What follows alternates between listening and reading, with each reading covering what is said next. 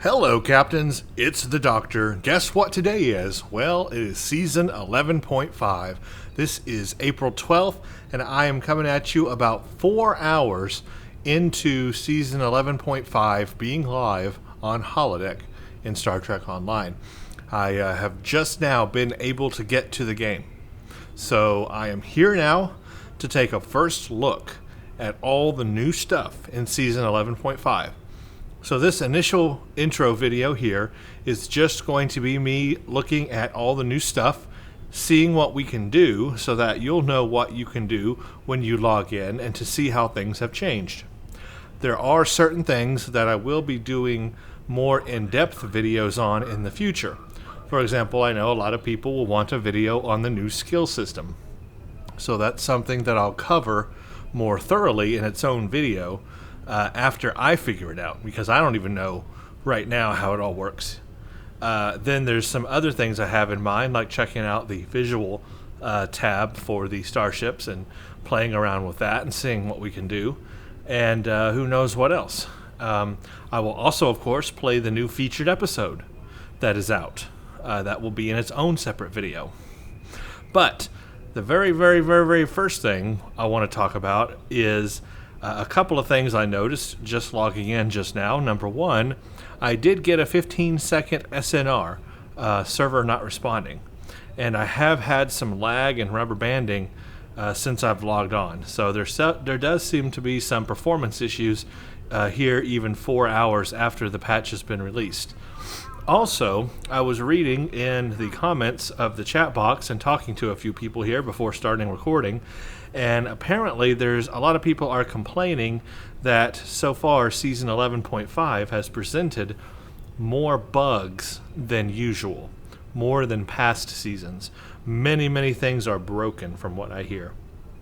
So that is not a very positive first impression of Season 11.5 just from other users. I, of course, have just logged in, so we'll see what my experiences are, but other users are complaining that there are a ton of bugs. So there will probably be a lot of patching in store for us in the future. Anyway, I just wanted to get that out there. That's what I've learned so far.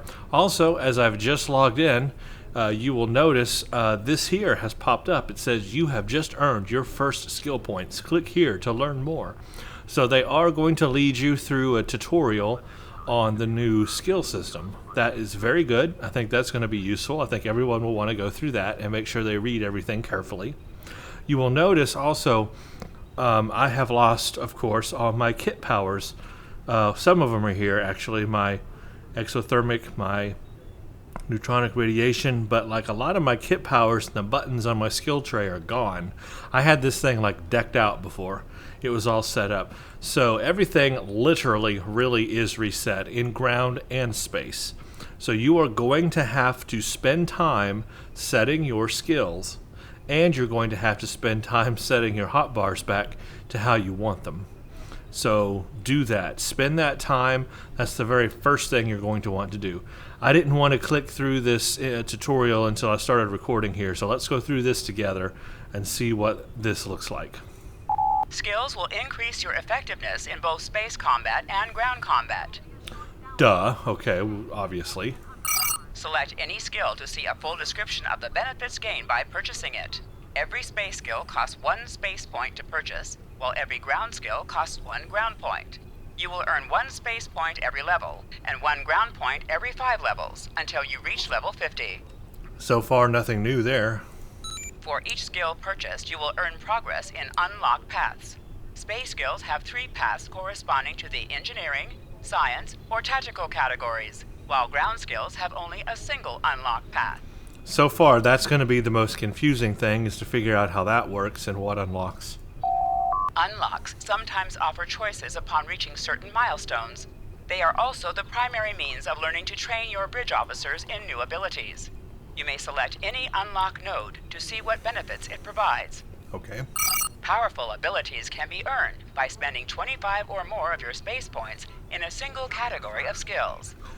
The voice said 25, the number says 24, so there's a bug already that we have encountered. The voice acting is different than the text. So I do not know which number is correct, 24 or 25. I don't know. There's an error.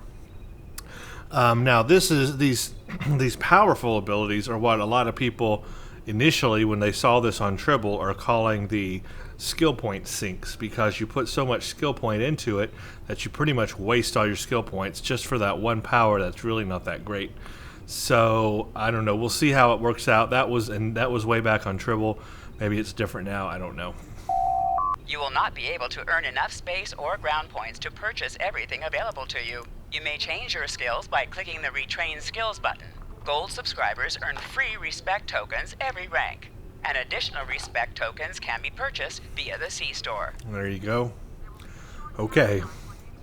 So, I have 46 ground points available and 46 space points available, 10 ground points. Now, I am not going to do this right now. I mean, I'm not going to set my skills right now because I want to sit here and read everything. So I'm not going to do this on camera because it would just be me sitting here not talking, just reading. Very, very boring.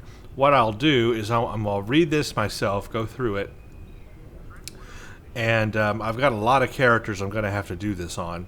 So I'll figure it out on one character, and then what I'll probably do is make a recording on a different character that's not set yet and show you how I set up for that character on that career, and then do a whole video on the skill system there and show you how it works. But first, let me learn it, let me figure it out, let me try to use this thing and see what happens. And then I'll get back to you guys on the skill system. Obviously, this is the biggest part here of Season 11.5, so we need to figure this out. So here's the space trees, here's the ground trees. The specializations are also now part of this, so they've taken away the specialization tab. Notice there's no specialization tab anymore.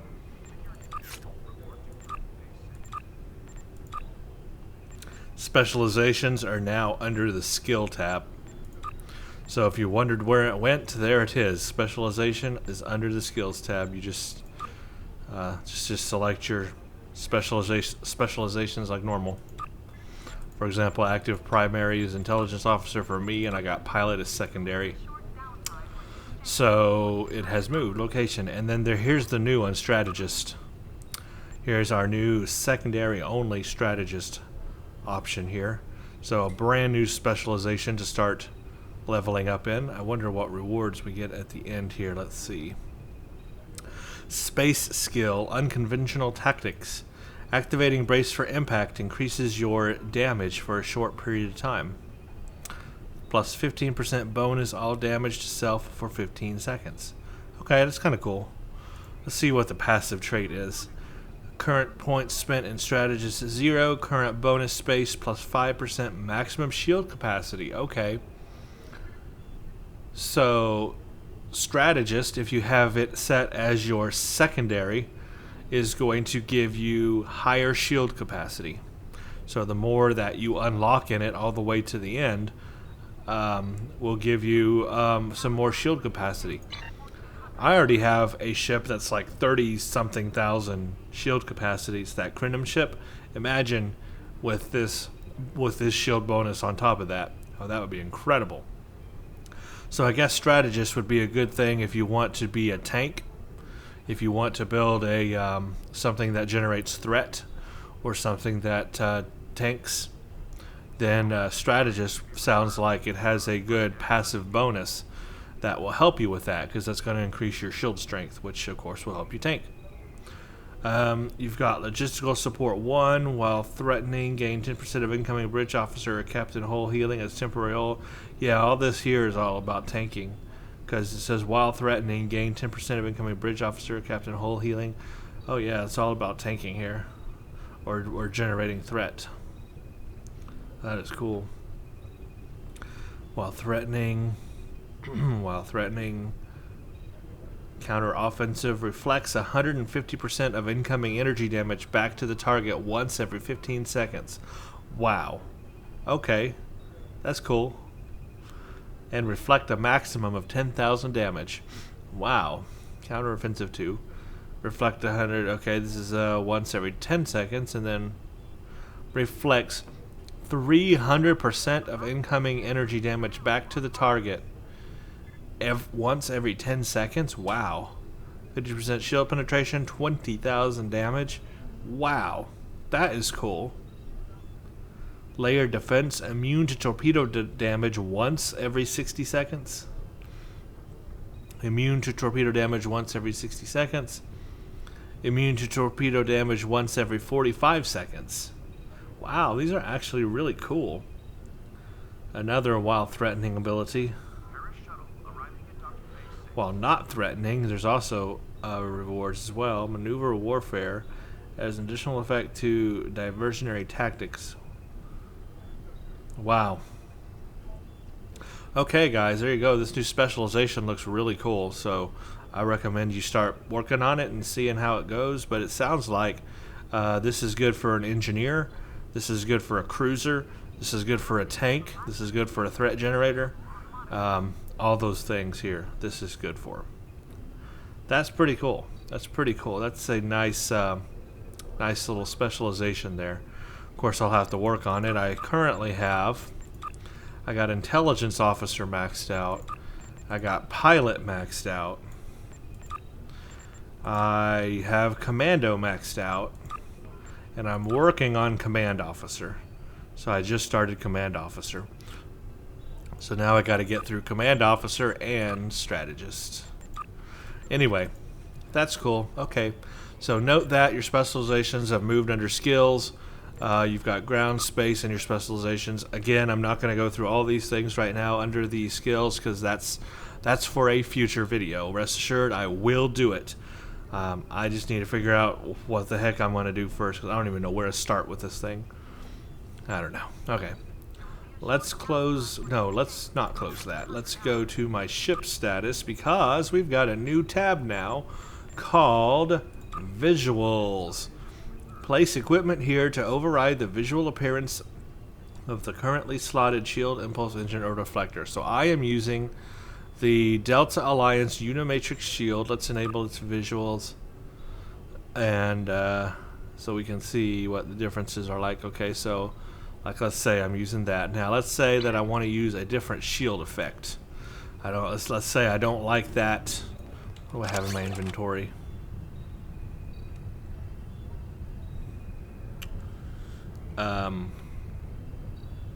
Guess I don't have any other shields in my inventory. Let's say I don't like the look of the Delta Alliance shield that I'm using. So I go to my bank and I take another shield. Let's say that I like the looks. I don't like the way that it functions, but let's say I like the looks of oh, what is a good shield here? One problem they have here is that a lot of the shields actually don't have visuals. What's a good one? Well, let's just do something that everybody knows. The Riemann shield. I mean, that's a good example, right? Where's my Riemann shield? I got too many stuffs.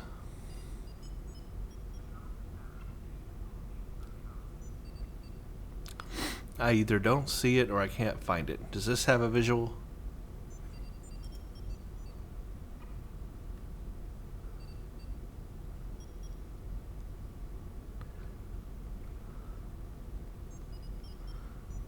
Maybe I don't have a Riemann shield. Let's see. Let's then use... Let's just go with the Mako. Let's say I like the visuals of the Mako. Let's go up into space real quick.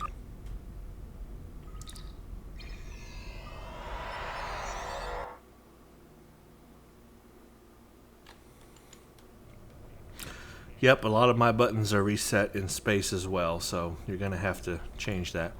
Okay, let's say that let's get out here into the light. So here's what my ship looks like with the Delta Alliance shield effects on. It's the current shield that I'm using for all my powers and everything. Let's say I like the looks of the Mako one. Shield Mako. Oh yeah, it overrode it. It overrode it. And now I have the look of the Mako shield on. Yet, at the same time, I'm using the power of the Delta Alliance shield. But I have the looks of the Mako. This is sweet, folks. This is really cool. I can really customize a ship this way. Just seeing if I had anything in my inventory I could slot in there, and I don't have anything. But yeah, wow. I like this. I like this ability to use different visuals on my ship. I'm going to have a lot of fun with that. Okay, let's go back down.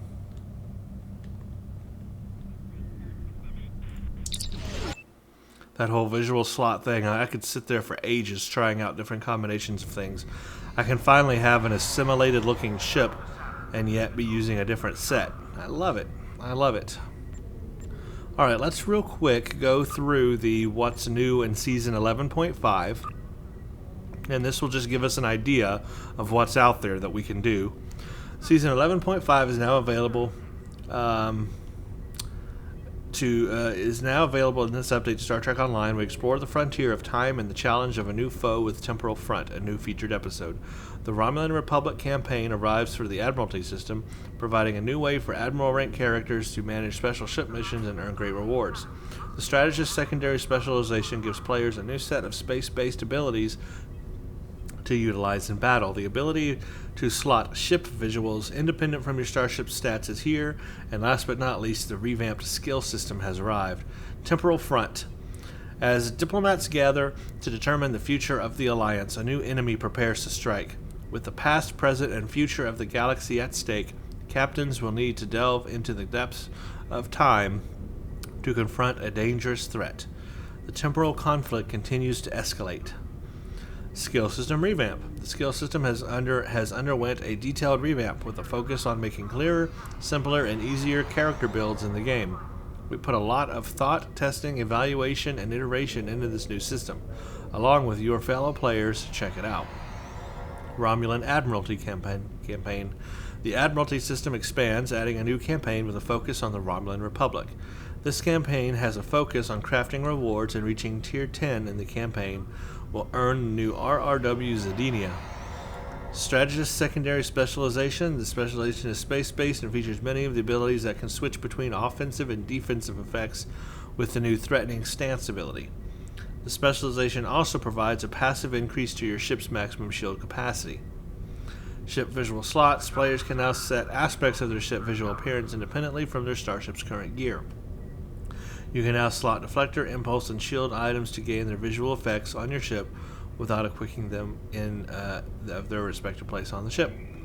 So that's what's new. That's what you can do. There are some things they did not mention, however. They did not mention the Nakul red alerts, which are in sector space now. That's another gameplay element that you can go do. I'm surprised they didn't mention it because that's a pretty big deal. Let's look at the Admiralty system and check out the new Romulan one. You'll note I'm level 10 in Fed and Klingon, so now I can start working on the Romulan one here. Basically, it's all set up the same. Analyze newly discovered phenomenon, establish blockades, provide medical assistance to the colony, escort prisoner colony to new facility. Okay, so it's all pretty much, same kind of stuff. Just Romulanized. Your first successful assignment per day awards additional campaign progress. 4 Romulan Republic Universal tech upgrades. That's cool. Oops, I didn't mean to pass it. Oh, actually, I guess I will pass it because there's one of the tours right there. I'll just go ahead and start a tour. Oh yeah, check out that. Almost 80% critical chance. Just with that one ship. I'll take it. So pretty much the same. Oh crap, I hit the wrong button. Pretty much the same thing.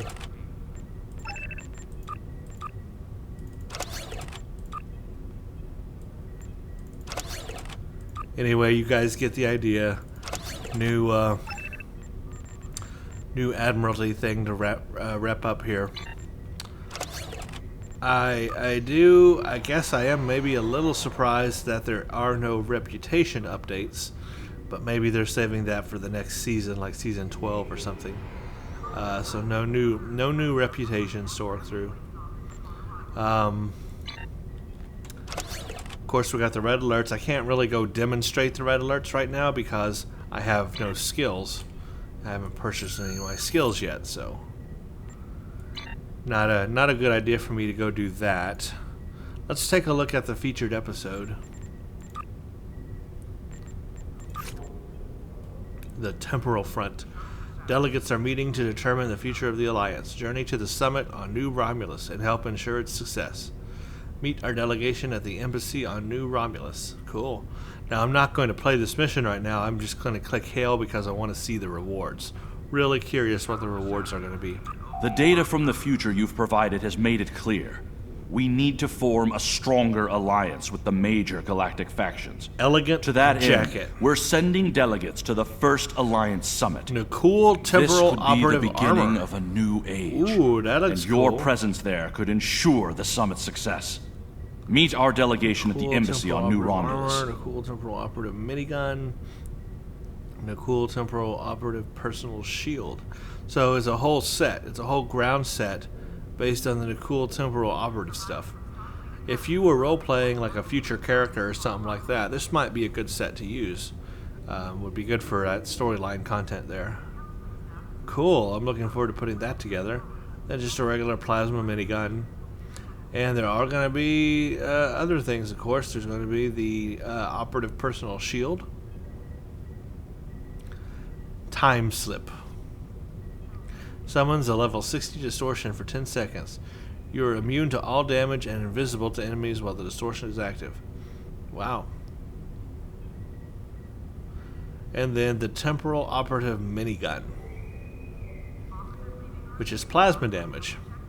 So the Nakul are using plasma. They like plasma. Well, that's cool. I can't wait to try all that out. That'll be a lot of fun. Well, like I said, I can't really do the red alert right now because I'm not skilled up yet, but I will be doing that. I will be doing that once I get all skilled up. I will do one of those.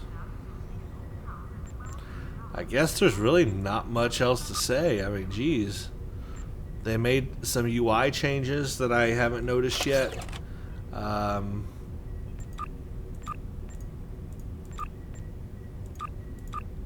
Yeah, man, there's really nothing here. The biggest thing is the skill system stuff. This is really the biggest thing here.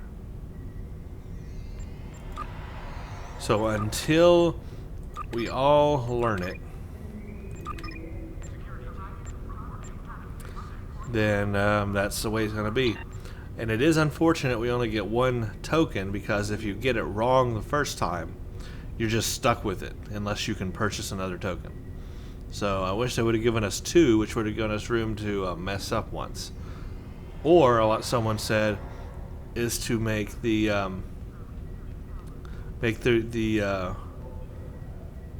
redos like last a week or something like that.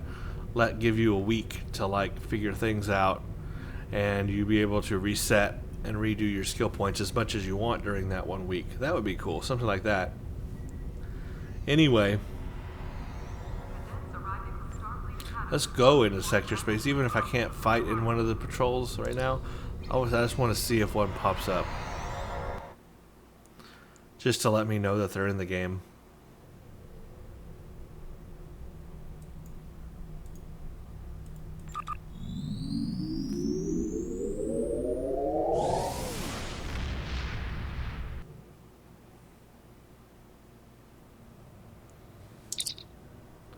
There it is. The cool temporal marauders have been spotted near the Zarantine system. Would you like to transwarp? Let's just go take a sneak peek there. So the Nakul are out in force.